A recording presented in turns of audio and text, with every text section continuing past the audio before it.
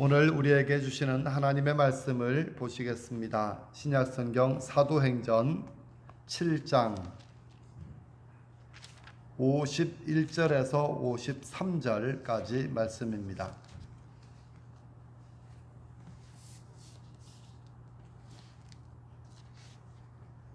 사도행전 7장 51절에서 53절까지 말씀입니다.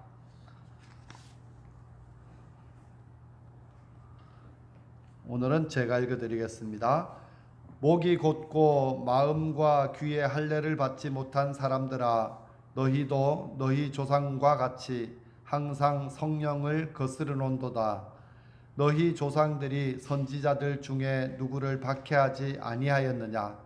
의인이 오시리라 예고한 자들을 그들이 죽였고, 이제 너희는 그 의인을 잡아준 자요 살인한 자가 되나니, 너희는 천사가 전한 율법을 받고도 지키지 아니하였도다 하니라. 아멘. 성령님 우리 가운데 임재하여 주셔서 하나님 말씀을 받기에 합당한 마음이 되게 하여 주옵소서. 교만해진 마음 낮아지게 해주시고, 낮아진 마음 돋우어 주셔서 주님 평탄하게 하여 주옵소서.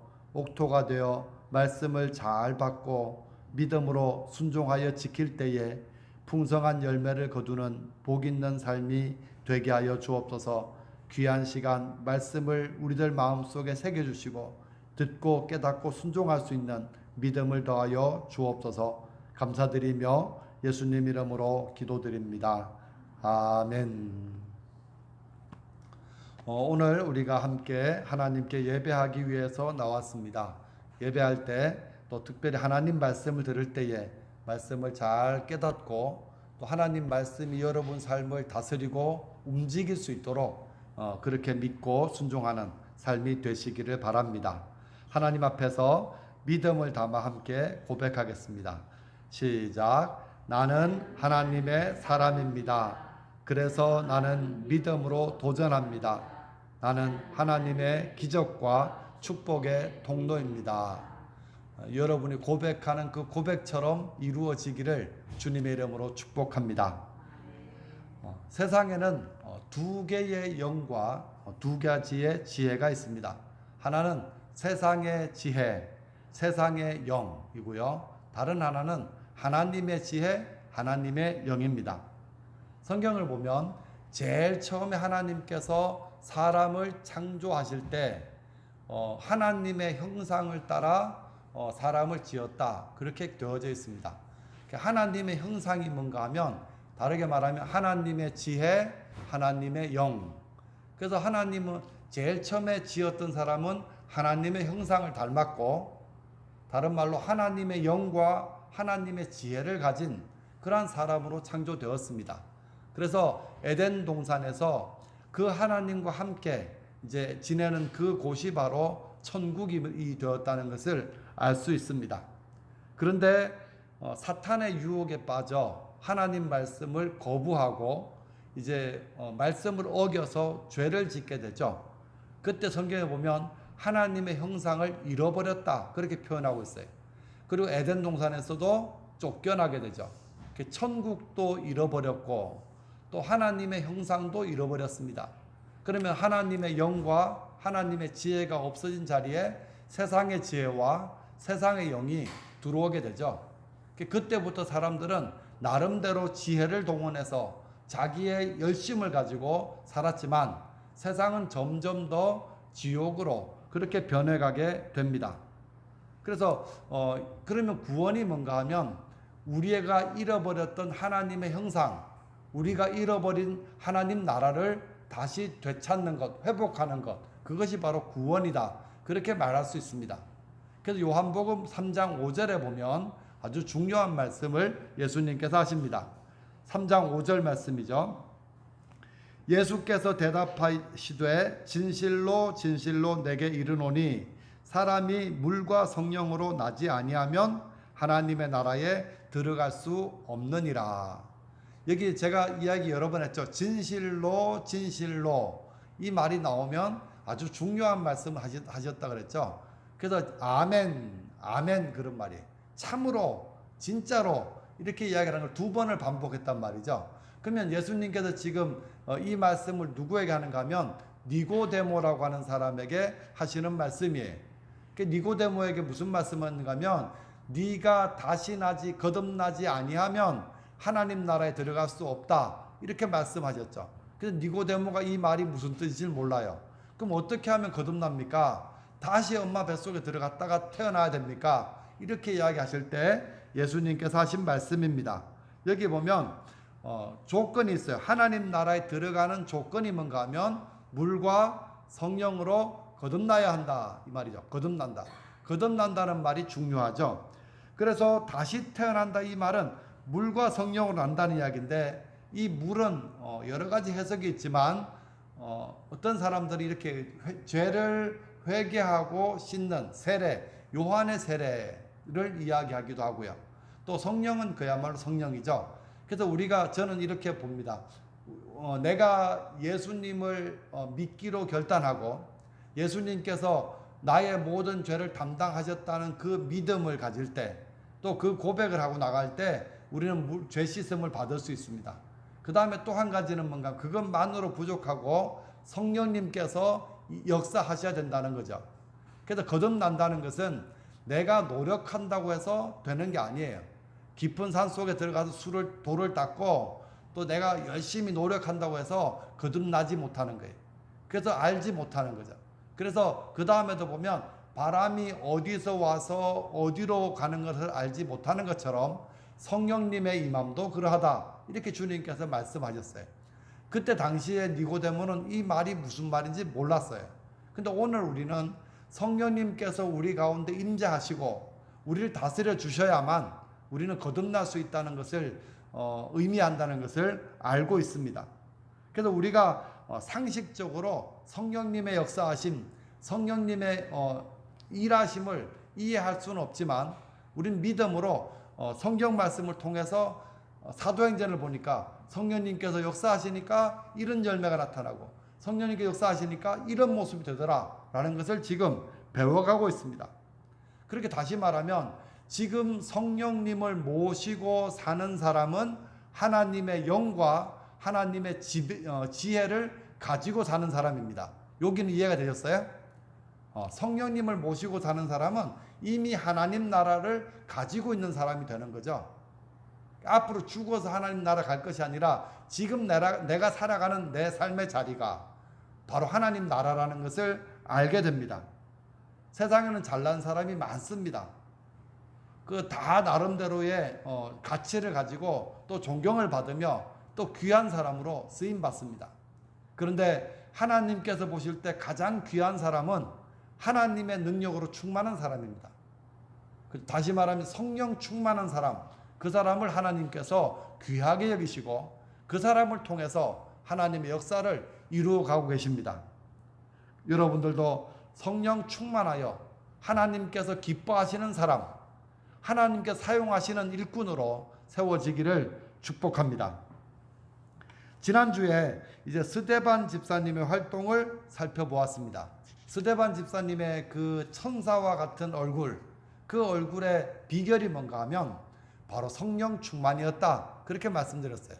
성령 충만하니까 지혜와 믿음과 은혜와 권능이 충만하게 되었다. 이렇게 제가 설명을 드렸습니다.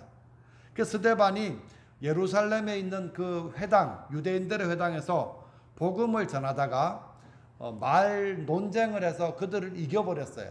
이겨버리니까 진 사람들이 이제 분하고 답답해서 거짓 증인들을 돈을 주고 사가지고 되지도 않는 고소를 하게 되죠. 그래서 사내들인 공회에 붙잡혀 왔습니다. 그랬을 때 이제 대제사장이 스데반에게 변론할 수 있는 기회를 줍니다. 7장 1절 말씀 보시면 대제사장이 이르되 이것이 사실이냐? 이것이 사실이냐라고 묻는 말이 뭔가 하면 지금 증인들이 와가지고 너에 대해서 성전을 헐라고 예수가 했는데 너도 똑같이 가르쳤다.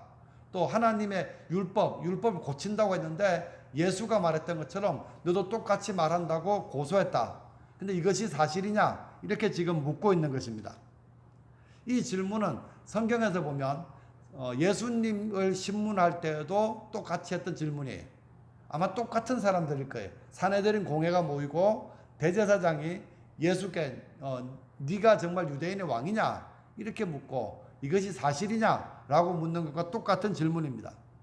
근데 마태복음 26장에 보면 예수님은 그들이 질문하실 때 이렇게 물어도 저렇게 물어도 아무 대답을 하지 않으셨다. 그렇게 기록되어져 있습니다. 예수님은 하나님의 아들이시기 때문에 인간 앞에서 자기의 행위를 변론하실 이유가 전혀 없으셨어요. 그래서 그냥 침묵하신 거죠. 침묵하셨습니다. 그런데 스데반은 이 질문, 너가 너 자신을 이제 변호할 기회를 얻게 되었을 때 아주 긴 설교를 하게 됩니다. 그 이유가 뭔가 하면 그는 예수님의 증인이었기 때문입니다.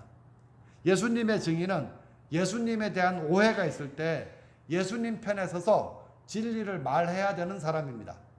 복음이 왜곡되고 복음이 막 잘못 해석되고 있을 때 그것이 사실이 아니라고 분명하게 이야기할 수 있는 의무가 있는 사람이 바로 증인입니다. 그래서 이제 2절부터 53절까지 아주 긴 설교가 이제 진행되고 있습니다. 이 설교를 제가 간단하게 요약해 드릴게요. 이 설교는 뭔가 하면 이스라엘 백성들의 역사를 쭉 요약해서 정리해서 설명하고 있어요. 정말 대단한 능력인 것 같아요. 그 성경 전체가 이렇게 두꺼운 책인데 단 50절로 정리를 해가지고 설명을 하고 있습니다. 그래서 이 이스라엘 역사를 이야기하는 목적이 뭔가 하면 하나님의 구원 역사라는 거죠. 이스라엘 백성들의 역사는 아브라함부터 시작해서 지금까지 하나님께서 이루어 가시는 구원 역사를 보여주는 것이다. 그렇게 지금 설명하고 있습니다. 자, 긴 내용이지만 자, 2절부터 제가 간단하게 2절부터 16절까지 창세기의 요약입니다. 뭔가 하면 하나님께서 자기 백성을 구원하기 위해서 누구를 만나요? 아브라함을 만나고 아브라함에게 약속해 주시고 아브라함은 그 말씀을 따라서 이제 본토와 친척과 아비 집을 떠나서 가나안 땅으로 가게 되죠. 그 다음에 아브라함의 아들 누구예요? 이삭, 또 그 다음에 야곱, 요셉까지의 이야기가 창세기죠. 하나님께서는 그런 믿음의 사람들을 통해서 하나님의 약속을 이루어가고 계신다는 것을 보여주는 이야기입니다. 그 다음에 17절부터 41절까지는 출애굽기와 레위기의 요약입니다. 그래서 하나님께서는 자기 백성을 이제 구원하기 위해서 모세라는 사람을 세우시고 그를 통해서 이스라엘 백성을 애굽에서 구원해 내셨습니다. 뿐만 아니라 이제 광야로 가서 함께 지내도록 인도하시죠. 42절부터 44절까지가 민수기와 신명기의 요약입니다. 그래서 이스라엘 백성들은 항상 광야에서 불평하고 원망했습니다. 그렇지만 하나님은 변함없이 그들을 인도해 주셨고 말씀으로 훈련시키셨다라고 하는 내용입니다. 그래서 45절 한 절은 여호수아서의 요약입니다. 뭐예요? 하나님께서 약속하신 것처럼 이스라엘을 젖과 꿀이 흐르는 가나안 땅에 들어가게 하셨다. 얼마나 간단, 참 신기해요. 그죠? 여호수아의 내용을 하나님께서 결국은 약속하신 땅에 들어가게 하셨다. 이렇게 이야기하죠. 46절과 47절은 이스라엘 백성의 사무엘하로부터 역대하까지의 내용입니다. 하나님은 자기 백성들이 하나님을 경외하는 사람들이 되도록 하시길 원하셨고 다윗은 성전을 건축할 준비를 잘 하였고 솔로몬이 하나님을 위하여 성전을 건축했다라고 하는 내용까지 기록되어져 있습니다. 그 다음에 48절부터 50절까지는 에스겔서에서 말라기까지의 내용입니다. 하나님께서 이 솔로몬이 지은 성전을 기뻐 받으시고 거기에 내 이름을 두시겠다. 또 거기서 드리는 예배를 받으시겠다. 거기서 하는 기도를 들으시겠다. 약속해 주셨습니다. 하지만 사람의 손으로 지은 그 성전에만 제한되시는 분은 아니시다라는 이야기를 하고 있습니다. 그래서 하나님께서 이스라엘 백성의 역사를 이끄셨다는 표현을 하나님이 하셨다. 하나님이 하셨다. 하나님이 하셨다. 그래서 2절부터 53절까지 보면 계속 반복되는 것이 뭔가 하면 하나님이 주어예요. 하나님이 하셨다는 것이죠. 그렇게 이야기를 합니다. 그 다음 두 번째, 이 스데반 설교의 그러면 주제가 뭘까? 주제는 순종과 불순종입니다. 다시 말하면 믿음과 불신앙, 이렇게 설명할 수 있습니다. 하나님께서 하나님의 의지를 가지시고 하나님께 주인공이 되셔가지고 이스라엘 백성에게 말씀도 하시고 이스라엘 백성을 이끌고 가시고 이스라엘 백성을 훈련도 시키시는데 백성들의 모습은 딱 두 가지죠. 순종하는 사람, 불순종하는 사람, 이렇게 나타날 수밖에 없다는 이야기를 하고 있습니다. 몇 사람만 볼게요. 아브라함은 순종의 사람이에요, 불순종의 사람이에요? 순종의 사람이죠. 그래서 하나님께서 아브라함에게 내리신 명령은 뭔가 하면 떠나라는 거예요. 떠나라. 생각해 보세요. 고향과 친척과 아버지 집을 떠나기가 쉬워요, 어려워요? 그 나이에, 그죠? 그 나이에. 하나님 명령은 어떻게 보면 절대로 쉬운 명령이 아니에요. 근데 아브라함은 하나님의 말씀을 순종하여 떠나갔다, 이렇게 기록되어져 있습니다. 어디로 가야 될지도 알지 못하고 어디에 살아야 할지 모르고 떠나라 그러니까 떠나가가지고 흘러 가나안 땅에 도착하게 되었다, 그렇게 이야기합니다. 그렇게 아브라함이 하나님 말씀을 순종할 수 있었던 이유는 뭔가 하면 말씀하신 그 하나님을 믿었기 때문이죠. 믿음에서 나오는 순종이에요. 그래서 하나님의 말씀을 순종하기 위해서 자기가 누리고 있는 것, 어쩌면 이 세상의 것들을 다 내려놓고 포기할 수 있는 사람, 실제로 그 땅에 가서 사라가 죽을 때까지 땅 한 평도 가지지 못하고 살았던 사람, 그 사람이 바로 아브라함이다, 그렇게 설명을 하고 있습니다. 아브라함은 믿음의 사람, 순종의 사람이었습니다. 그 다음에 모세는 어때요? 모세도 순종의 사람으로 기록되고 있습니다. 젊은 날에 그 애굽의 그 왕자로 있을 때 이스라엘 백성을 돕기 위해서 돌을 들고 그 애굽 사람을 쳐 죽인 일이 있었죠. 자기 백성을 위해서 그 일을 했지만 이스라엘 백성들이 그를 인정하지 않습니다. 나중에 이스라엘 백성 둘이 싸울 때 와서 말리니까 네가 우리도 죽이려느냐, 그 말을 듣고 자기가 살인한 것이 드러날까봐 이제 광야로 도망해서 또 미디안에 가서 40년 동안 그렇게 양을 치는 일을 하게 됩니다. 어느 순간 그 하나님께서 다시 모세를 찾아오셔가지고 모세를 부르십니다. 야, 모세야, 너 다시 바로에 가서 내 백성을 내보내라는 내 말을 좀 전해다오, 이야기를 합니다. 이건 쉬워요, 어려워요? 젊은 날에 왕자로 있을 때 힘이 있고 권력이 있고 능력이 있을 때 하나님의 일이라고 생각한 일을 했다가 실패했죠. 지금은 나이 80이 됐어요. 아무 힘도 없고 아무 능력도 없어요. 그런데 그 다시 또 바로 앞에 가서 서가지고 하나님 말씀이다, 그렇게 말을 전하는 것 쉽지 않습니다. 실제로 성경에 보면 내가 무엇이간데 나를 보내십니까?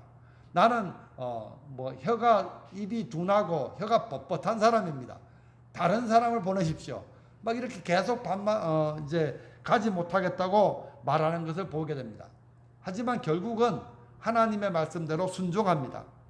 뿐만 아니라 계속 이스라엘 백성이 광야를 지내는 40년 동안 죽을 때까지 그 완악한 백성, 그 걸핏하면 돌을 들고 던지려고 하는 백성들을 향해서 오래 참았습니다. 성경은 그를 가리켜 온유한 사람이라고 설명합니다. 제가 온유를 뭐라고 이해하는가 하면 온유는 부드럽고 순한 것, 이것을 의미하는 것이 아니라 훈련된 사람, 길들여진 사람이란 뜻이에요.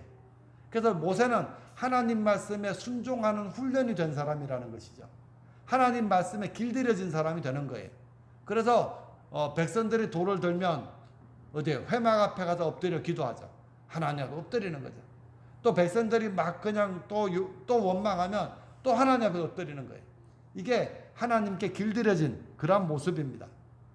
그래서 모세는 끝까지 하나님 말씀에 순종하는 사명자로 삶을 보여주었습니다. 모세도 순종하는 사람의 예입니다. 하지만 구원받은 이스라엘 백성들은 하나님 말씀에 불순종하는 사람들의 예로 기록되어져 있습니다. 자, 38절 말씀입니다. 같이 한번 읽어볼까요? 시작. 시내 산에서 말하던 그 천사와 우리 조상들과 함께 광야 교회에 있었고 또 살아있는 말씀을 받아 우리에게 주던 자가 이 사람이라. 지금 스데반이 지금 하는 말 중에 광야 교회라는 말이 나오죠. 광야 교회. 이 말은 이 스데반 집사가 처음 쓰는 말이에요. 그 스데반은 광야 시대를 살았던 이스라엘 백성들을 가리켜서 광야 교회라고 표현합니다. 광야 교회의 머리는 성부 하나님이셨고 광야 교회의 목사는 모세였었고 또 성도들은 누구냐? 이스라엘 백성들이다. 이렇게 이해하면 되겠습니다. 광야 교회 성도인 이스라엘 백성들은 완악한 사람들이었습니다. 그들이 출애굽한 것은 온전히 하나님의 은혜예요. 하나님께서 능력을 베풀어 주셨고 하나님께서 그들의 고통을 보시고 신음소리를 들으시고 그들을 거기서 건져내신 것입니다. 또 광야에 들어간 것도 하나님의 은혜죠. 우리가 알고 있듯이 홍해가 가로막혀 있을 때 그 홍해를 가르신 분이 누구예요? 하나님이시잖아요. 다 꼼짝없이 죽었다 그랬을 때 하나님께서 그 바다를 가르시고 길을 내가지고 그 광야길로 가게 된 거잖아요. 그것도 은혜예요. 광야에서 그들이 먹고 마시고 또 얼어 죽지 않고 불에 타 죽지 않고 살 수 있었던 것도 하나님의 은혜예요. 근데 백성들은 보면 계속 원망하고 불평합니다. 끊임없이 우상을 숭배합니다. 하나님을 시험합니다. 또 걸핏하면 그냥 자기 속에 터져나오는 불만을 쏟아내고 있습니다. 그들의 마음은 구원해 주신 하나님, 자기들을 인도해 주신 하나님을 믿지 않았습니다. 자, 이것이 불신앙이고요. 하나님은 분명히 그들과 함께 하시고 그날 아침에도 만나를 내려주셨을 텐데 그 만나를 먹으면서도 하나님을 향해서 원망했다. 이것은 그들이 하나님을 무시하는 거죠. 하나님을 믿지 않는 거예요. 그래서 그들은 불순종의 사람입니다. 이 역사를 쭉 이야기했어요. 자, 여러분이 대제사장들이라면 이 말까지 기분 나쁠 게 하나도 없죠? 성경 이야기니까 아무 문제가 없어요. 자기 조상들 중에서 불순종한 사람도 있고 순종한 사람도 있다. 그럼 사내들인 공회에 모였던 그 사람들이 더 잘하는 이야기죠. 그들은 성경 박사 아니에요. 우리 백성이 왜 저 바벨론 포로가 되었는지 그거 다 알고 있잖아요. 광야에 어떻게 너무너무 잘하는 이야기입니다. 그래서 지나가죠. 근데 문제는 바로 이제 지금부터예요. 갑자기 시제가 바뀝니다. 지금까지는 그렇게 했었다 과거형이었지만 이제 너희는 이렇게 말하기 시작하는 거죠. 이제 너희는 과거의 불순종에서 지금 현재 너희도 불순종하고 있는 사람이다. 그렇게 지금 말을 하는 것입니다. 그래서 불순종하는 사람들이 이스라엘 백성들의 과거 속에만 있는 것이 아니라 지금 나를 신문하고 있고 나를 재판하고 있는 너희도 역시 불순종의 사람이다. 그렇게 말을 하고 있습니다. 그 말이 바로 오늘 본문의 내용이죠.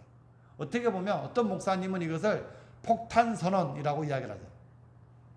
이 폭탄선언, 어떤 폭탄을 던지는지 우리가 한번 살펴보겠습니다. 첫 번째, 불순종의 사람들은 어떤 모습인가? 51절 보십시오. 51절 같이 읽어봅니다. 시작.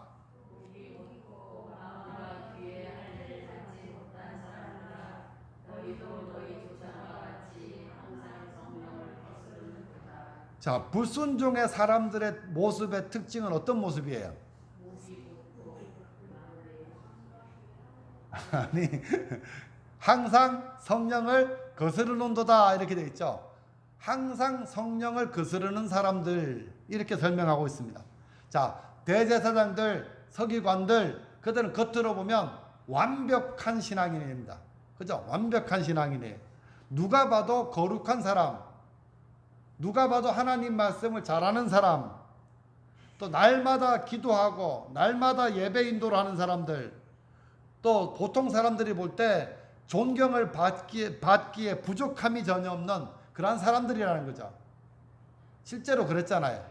그런데 그들은 하나님의 성령께 순종하지 않는 사람들이다. 이렇게 지금 스데반이 지적하고 있는 겁니다. 너희가 겉으로 볼 때는 완벽하고 말씀에 대한 지식도 있고 예배도 드리고 기도도 하고 헌금도 하고 있지만 너희는 성령님께 순종하지 않는 사람들이다. 이렇게 지금 이야기하고 있는 거예요. 그래서 폭탄이죠. 이게 첫 번째 폭탄이에요.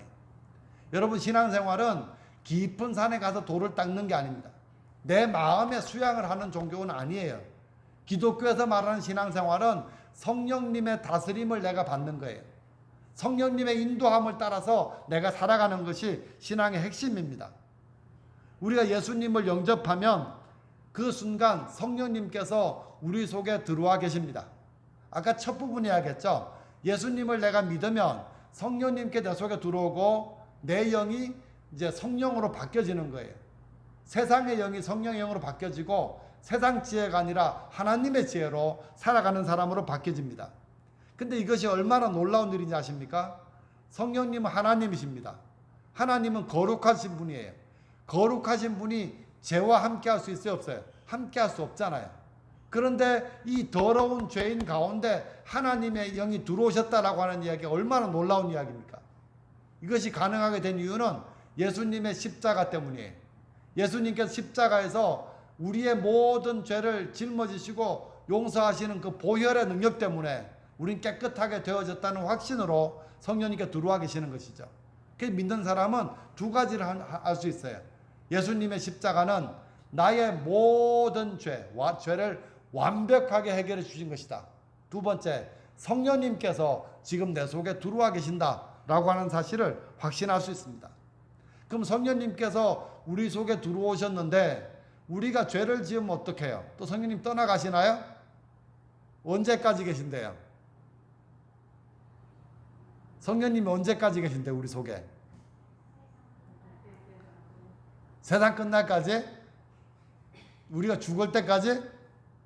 아니요, 영원토록. 그래서 아예 성령님께서 우리 속에 들어왔는데 하루나 이틀 머물고 떠나가시려고 오신 것이 아니라 아예 그냥 살기 위해서 우리 속에 쑥 들어오셨다는 거예요. 그러니까 쑥 들어오셔가지고 영원히 우리가 죽을 때뿐만 아니라 영원토록 우리 속에서 우리와 함께 거하시는 분이시다. 예수님께서 그렇게 말씀하셨어요. 그러면 우리 속에 들어와 계시면서 아무것도 안 하십니까? 성령님께서는 지금 우리를 인도하시고 계십니다. 인도하고 계시는 거예요. 근데 문제는 뭔가 하면 그 성령 하나님의 인도하심을 구하지 않고 거기에 관심도 없고 순종하지 않는 게 항상 문제가 되는 것이죠. 우리가 구약의 이스라엘 백성들의 역사를 보면 하나님께서는 이스라엘 백성들이 광야를 지날 때 날마다 인도하셨습니다. 그게 뭐예요? 구름 기둥과 불 기둥으로. 또 백성들이 먹을 것이 없을 때 하늘에서 만나를 내려주었습니다. 목말라 마실 물이 어디 있어요, 광야에. 그럴 때는 바위를 터쳐가지고 거기 시냇물이 흘러가가지고 200만 명이나 되는 사람들이 마실 수 있도록 그렇게 해주셨습니다. 그 하나님이에요, 그 하나님. 광야에서 이스라엘 백성을 인도하셨던 하나님, 먹을 것을 주시고 마실 것을 주셨던 하나님께서 지금 우리 속에 들어오셔서 우리를 인도하고 계신다는 것입니다. 그래서 믿음의 사람은 성령님의 인도하심을 구합니다. 성령님, 나를 인도해 주세요.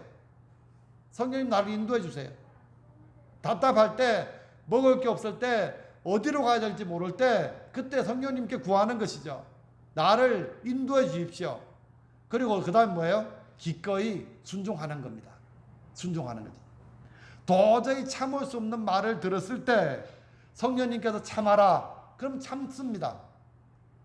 도저히 막 마음속에 분노가 막 일어날 때 성령님께서 참고 견딥니다. 도저히 아무도 모르는 작은 죄가 있습니다. 잘못이 있어요. 그때 성령님께서 너 그거 잘못됐어 라고 지적하면 돌이켜 회개하는 사람이죠. 지금 내게 손해가 되더라도 나에게 아무 유익이 없어도 내가 너무 피곤해도 성령님께서 하라고 하시면 그대로 하는 사람이 순종합니다. 서대반 집사님 분명하게 말합니다. 지금 주의를 아무리 열심히 지키고 각종 헌금을 잘 드리고 신앙생활을 오래 했다고 할지라도 성령님께 순종하지 않는 사람, 그 사람은 불순종의 사람이다. 이렇게 말하고 있습니다. 생각해 보세요. 이스라엘 백성이 멸망한 이유는 하나님의 인도하심이 없어서가 아니에요. 하나님은 여전히 인도하셨죠. 근데 그 인도하심을 인정하지 않고 하나님의 인도하심에 순종하지 않아서 이스라엘은 멸망한 것입니다.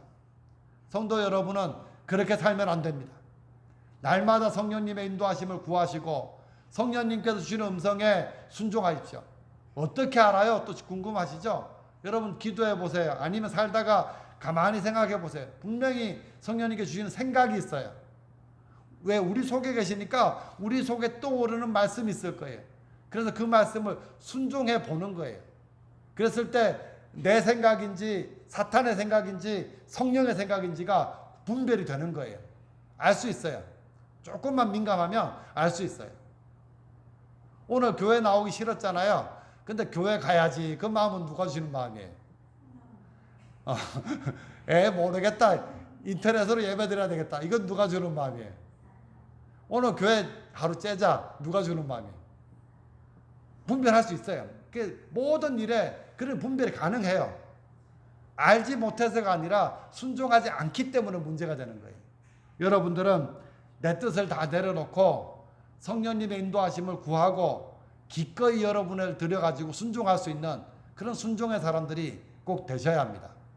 두 번째 폭탄, 이 52절 말씀입니다. 읽어봅니다. 시작. 너희 조상들이 선지자들 중에 누구를 박해하지 아니하였느냐? 의인이 오시리라 예고한 자들을 그들이 죽였고 이제 너희는 그 의인을 잡아준 자요 살인한 자가 되나니. 여기 보면 이제 지금 너희는, 내 눈앞에 있는 너희는 그 의인 예수님이죠. 예수님을 잡아준 자가 되었고 살인한 자가 되었다. 불순종하는 자의 두 번째 특징은 뭔가 하면 예수 그리스도를 거역하는 일을 하는 사람들입니다.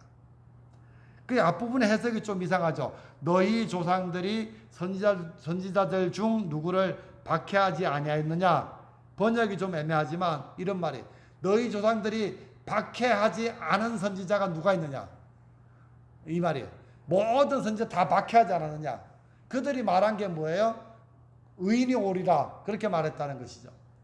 우리가 성경 공부를 통해서 살펴보니까 그 선지서, 소선지서, 대선지서가 있는데 선지자들이 한 메시지는 두 가지예요. 구원과 심판이다. 첫 번째 이스라엘 백성들의 죄를 지적하면서 돌아와라, 하나님께로 돌아와라. 돌아오면 살 것이지만 돌아오지 않으면 하나님께 심판을 받을 수밖에 없다는 것을 강조했습니다. 두 번째 메시지는 뭔가 하면 하나님께서 메시아를 보내가지고 구원해 주실 것이다 라는 말씀이 기록되어져 있습니다. 하지만 이스라엘 백성들은 그 사사기 때 우리가 봤잖아요. 계속 자기들이 원하는 대로, 자기들이 눈에 보기에 좋은 대로, 자기 생각대로 그렇게 살다 보니까 하나님 말씀 듣는 게 싫은 거예요. 부담스러운 거죠. 왜 내 자유를 박해, 왜 제한해, 왜 내 하고 싶은 대로 못하게 해. 이런 생각이 가득하다 보니까 바른 하나님 말씀을 전하는 것을 듣기 싫어합니다. 정말로 안타깝죠. 좋은 이야기하고 바르게 이야기하면 듣고 돌이키면 얼마나 좋습니까? 근데 그렇게 하지 않게 만드는 거죠. 그 선지자를 박해하고 죽였습니다. 그 유대인의 전승에 의하면 그 이사야 선지자 아시죠? 이사야 선지자는 므낫세 왕이 살던 때에 톱으로 몸을 잘라가지고 그렇게 순교를 당했다고 기록되어져 있고, 예레미야 선지자는 자기 백성들 유대인들에게 손에 맞아서 죽었다고 그래요. 맞아서. 또 어떤 선지자는 기름에 튀겨서 죽였다. 그 다음 나중에 그런 일도 있었다고 합니다. 근데 지금 스데반 앞에 있는 이 사람들은 더한 사람들이에요. 왜 그런가 하면 조상들은 의인이 올 것이다 라고 이야기한, 예언한 선지자들을 죽였지만 지금 너희는 의인이 왔는데 그 의인을 죽였기 때문에 너희는 더 나쁜 사람들이다. 지금 스데반 집사 그렇게 말하는 거예요. 왜 이 말을 듣고 그들이 화가 나는지 아시겠죠? 그렇게 지금 스데반이 말을 하는 것이죠. 여러분, 십자가 복음이 선포되는 곳에는 반드시 두 종류의 반응이 일어납니다. 1번. 어떤 사람들은 십자가에 대해서 말을 많이 듣습니다. 자주 듣습니다. 그런데 예수님의 십자가에 대해서 들을 때마다 마음에 감동이 돼요. 그 십자가의 찬송을 부를 때마다 나도 모르게 은혜에 너무 감격하고 또 눈물이 흐르기도 합니다. 내 영이 회복되고 내 영이 살아나는 기분을 느낍니다. 찬송을 부를 때 마음이 뜨거워짐을 느끼죠. 그래서 예수님의 십자가 내가 바라볼 때에 그 주님을 사랑하는 마음, 그 마음이 회복되고 그 마음이 막 채워져서 막 기쁨과 즐거운 마음으로 살아가는 사람으로 바뀌어집니다. 2번, 어떤 사람들은 십자가라는 말을 들으면 거부하는 마음이 생기는 거죠. 아, 또 십자가야. 그래서 그 사람들은 십자가 대신에 뭘 좋아하는가 하면 세상 이야기를 좋아합니다. 그렇죠? 세상에 재미있는 이야기, 또 상식 이야기, 윤리적인 이야기, 이런 이야기를 듣기를 원합니다. 그래서 세상 이야기하면 눈이 반짝반짝 빛나지만 예수님의 십자가 이야기하면 고개를 숙이고 딴 생각하고 다른 거 바라보죠. 여러분 어느 쪽입니까? 1번입니까? 2번입니까? 여러분이 예수님의 십자가를 생각할 때 마음에 여러 번, 100번, 1000번 들어도 예수님의 십자가가 나에게 생명과 나에게 하나님 나라를 주시는 하나님의 놀라운 사랑이라는 것이 느껴지십니까?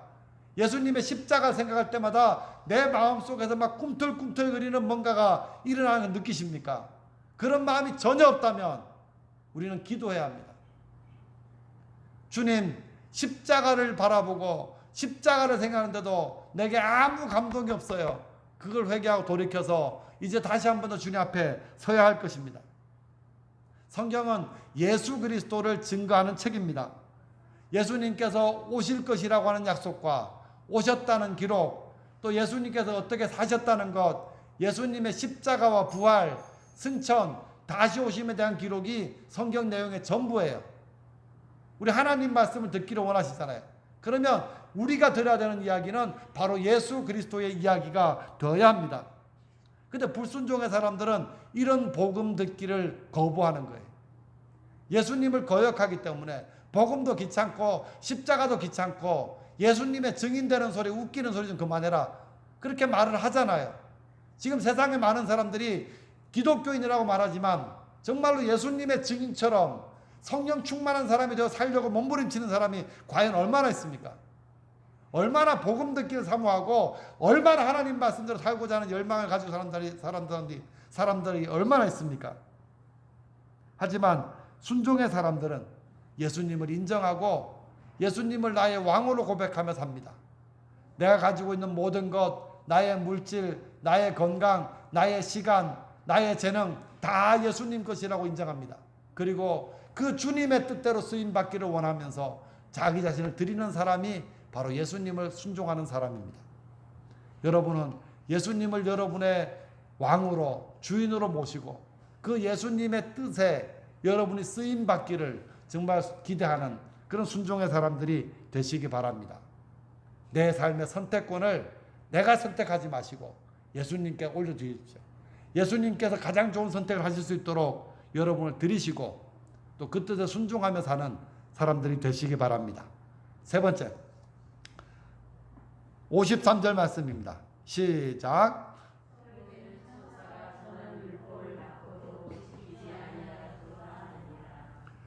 51절에 보면 이런 사람들을 향해서 목이 곧고 마음과 귀에 할례 받지 못한 사람들, 이렇게 불러요. 어떤 사람들? 천사가 전하는 율법을 받고도 지키지 않는다. 불순종하는 사람들의 세 번째 특징은 뭔가 하면 하나님 말씀을 지키지 않는다라는 특징이 있습니다. 다시 물어볼게요. 지금 스데반이 이야기하는 불순종의 사람들은 하나님을 아는 사람들이에요? 모르는 사람들이에요? 대제사장들, 서기관들, 산헤드린 공회 회원들이죠. 또 구약시대에 나오는 이스라엘 백성들은 하나님 아는 사람들이에요? 모르는 사람들이에요? 구원 받은 사람들이 안 받은 사람들이에요? 예배 드리는 사람이 안 드리는 사람이에요? 분명합니다. 예배를 안 드리는 사람도 아니고 분명히 구원받은 사람들이고 하나님의 은혜도 체험한 사람들이고 하나님의 능력도 아는 사람들이에요.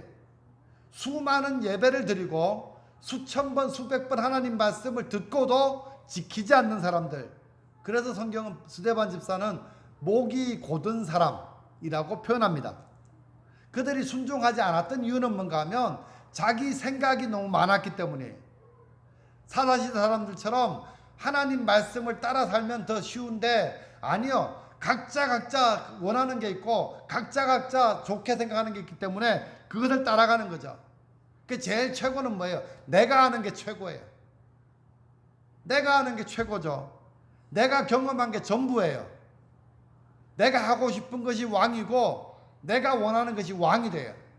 그러니까 하나님 말씀이 들어갈 자리가 없잖아요. 내가 왕인데 내 마음이 시키는 대로 하는 게 내 인생이지, 내 육체가 하고 싶은 대로 하고 살아야지. 이게 세상의 영이라니까요.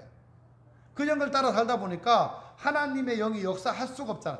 믿는 성도 속에 성령님이 들어와 계십니다. 들어와 계시는데 계속 우리가 성령님의 욕구를 따라 사는 것이 아니라 육체의 소욕을 따라 사니까 성령이 점점 위축될 수밖에 없다는 것이죠. 뻔한 질문 드려볼게요. 여러분 마음속에 성령 하나님의 영인 성령과 세상의 영인 여러분의 육체가 싸울 때 누가 이겨요? 누가 이겨요? 여러분이 손들어주는 쪽이 이기는 거죠. 맞잖아요. 분명히 둘이 싸우는데 내가 이쪽 편만 계속 들어줘요. 그 사람은 계속 육체적인 일만 만들다가 그 죽는 거죠. 근데 어떤 사람들은 계속 성령의 손을 들어주는 거죠. 그럼 점점 그 사람은 성령의 인도함을 받는 삶을 사는 거예요. 근데 우리는, 그리스도인은 육체의 소욕을 위해 살다가 죽어버릴 인생이 아니라는 것이죠. 우리는 하나님 나라가 우리에게 있고 또 성령님께서 우리 속에 거하시고 그렇기 때문에 순종의 삶을 살아야 된다는 이야기를 하고 있는 것입니다. 당시 종교 지도자들은 말씀을 잘 알고요, 말씀도 외우기도 하고 가르치기도 했습니다. 근데 그 말씀을 순종해서 지키고 그 말씀대로 살아가는 일에는 관심이 없었습니다. 그 예수님께서 바리새인들, 서기관들 가리켜서 이야기할 때 가장 신랄하게 비판한 말이 뭔가 하면, 너희는 회칠한 무덤과 같다. 겉으로 볼 때는 번더리를 하고 인테리어 화려하게 잘해놓고 있지만 그 속에는 시체 썩은 것이 가득하다는 거죠. 속에는 탐욕이 가득하고 속에는 엉뚱한 게 있습니다. 겉만 화려하게 꾸며놓고 하나님을 잘 믿는다고 말하고 잘 믿으라고 말하고 있고 그러고 있는 모습이 어쩌면 저주의 말씀이죠. 스데반은 성령님의 지배를 받는 사람이었습니다. 성령 충만한 사람이었습니다. 지금 스데반이 하는 설교도 성령 충만해서, 다시 말하면 성령님께서 스데반을 사용하셔서 오늘 우리에게 들으라고 하시는 하나님의 말씀입니다. 오늘 이 말씀 앞에서 우린 정직해져야 합니다. 나는 순종의 사람인가? 나는 불순종의 사람인가? 여러분 스스로 점검해 보셔야 합니다. 불순종의 사람은 항상 성령을 거스릅니다. 예수님도 거역합니다. 하나님 말씀을 지키지 않습니다. 그러면 우리는 어떻게 돼야 되는 거예요? 우리는 그 반대로 이제는 순종의 사람의 자리에 가야 합니다. 믿는 사람 속에도 얼마든지 불순종의 사람이 있고, 같은 교회를 다니면서 같이 신앙생활해도 불순종의 사람이 없지 않아 있을 수도 있습니다. 있을 수도 있습니다. 여러분은 신앙생활 열심히 하고 불순종의 사람이 되어서는 안 되잖아요. 그래서 날마다 성령님을 인정하시고 또 한 주간 동안 살면서도 성령님을 경험해 보세요. 그리고 순종해 보세요. 그래서 그 일의 열매도 한번 맛보시고 또 날마다 예수님을 여러분의 왕으로 모시고 예수님께 모든 것을 맡기고 예수님의 선택을 따라가는 삶을 살아보십시오. 그리고 날마다 하나님 말씀을 묵상하면서 그 말씀을 순종하기 위해서 여러분 시간을 들이시고 마음을 들이시고 그렇게 들이시며 그렇게 살아가십시오. 여러분은 목이 곧은 사람, 마음과 귀에 할례를 받지 못한 사람, 그런 모습이 되면 안 됩니다. 마음과 귀에 할례를 받은 사람, 그죠? 하나님 앞에서 온유한 사람들이 되셔야 합니다. 순종의 사람이 되어서 하나님의 뜻을 이루고 또 사도행전의 역사를 써내려갈 수 있는 그런 여러분이 되시기를 주님의 이름으로 축복합니다. 좋으신 아버지, 은혜와 사랑을 감사합니다. 스데반 집사의 성령 충만한 설교의 말씀을 오늘 우리가 다시 한 번 더 되짚어보면서 나는 과연 불순종의 사람인지 순종의 사람인지 우리가 점검해 볼 수 있도록 해주심을 감사합니다. 주님, 우리가 순종의 사람이 되어서 하나님의 성령에 더욱더 충만함으로 이끌림을 받아서 주님의 뜻을 이루는 도구로 하나님께서 기뻐하시는 일꾼으로 세워져서 사도행전의 역사를 계속 이어져서 내려갈 수 있는 하나님의 사람들이 되게 하여 주옵소서. 감사드리며 예수님 이름으로 기도드립니다. 아멘.